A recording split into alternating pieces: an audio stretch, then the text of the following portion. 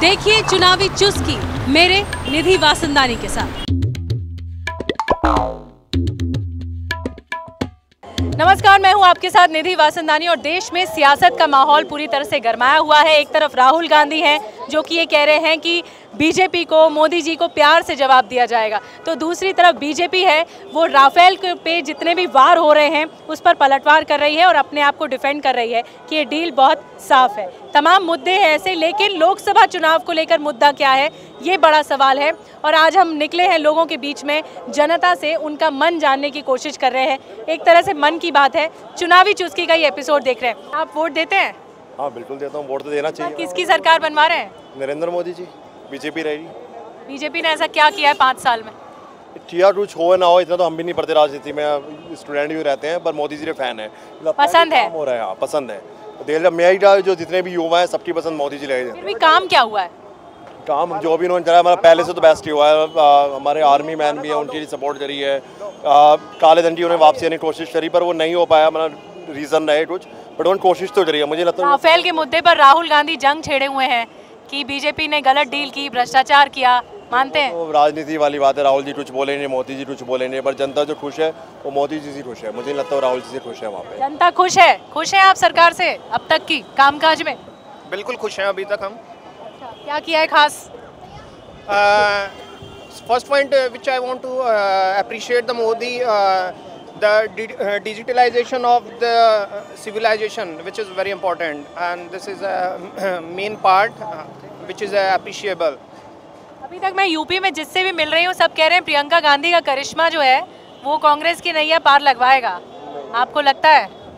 See, that's again a politics question. I'm not wanna get into all these things, but yes, I really want to support Modi. तो जो भी support रहेगी मोदी को लेगी. Of course, for being a young youth, he's doing a lot, which is highly appreciated. मतलब youth को पसंद आ रहा है, यूथ को पसंद आ रहे हैं मोदी जी? हाँ जी, क्योंकि आप देखो तो पिछले 5 सालों में हमारी सरकार स्कैम से स्कीम पे शिफ्ट कर गई है। इसके पहले बहुत सारे स्कैम्स की आज थी कि 2G स्कैम्स हो रहे हैं, बहुत सारे लैंड स्कैम्स हो रहे हैं, लेकिन जब से मोदी जी आए हैं ये स्कीम वो स्कीम नई स्कीम वो निकालते ही रहते हैं, तो यूथ उनके तरफ ज़्यादा वो।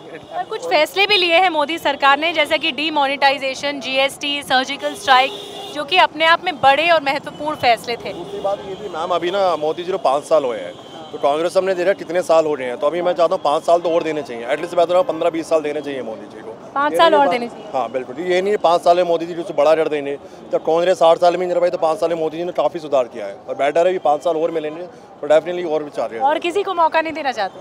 अभी नहीं, बिल्कुल नहीं, अभी तो सिर्फ मोदी जी हैं, रज में मोदी जी। 5 साल और देंगे मोदी जी को?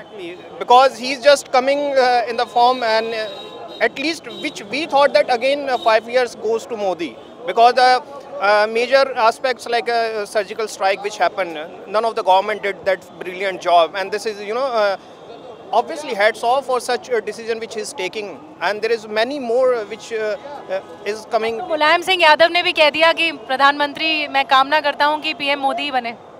तो बनेंगी, अब इन्हें दिख रहा है कोई ऑप्शन नहीं है इनके पास, तो ये तो बोलेंगी। उनके बेटे तो कुछ और बोलते हैं।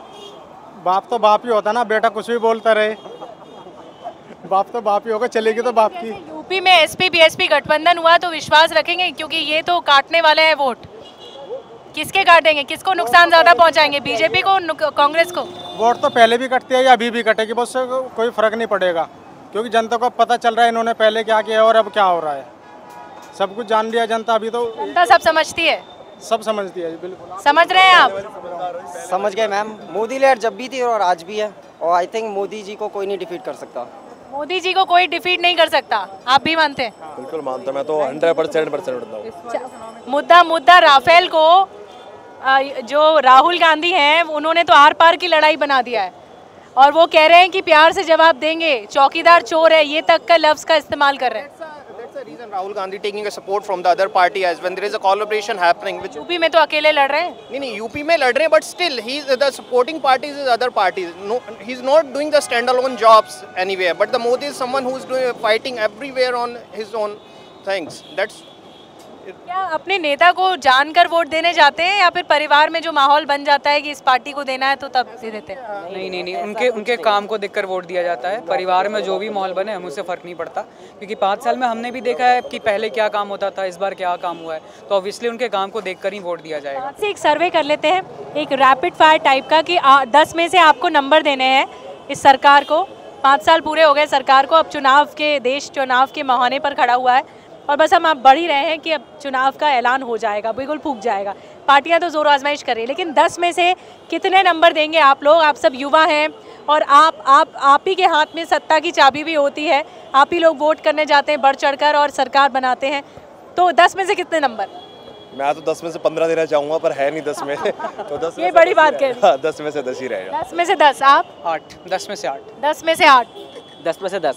10 में से 10। 10 out of 10। 10। अगर 100 का भी हो सकता है तो मैं 100 भी दे दूंगा। ओ सब आप ऑब्वियसली बात है 10।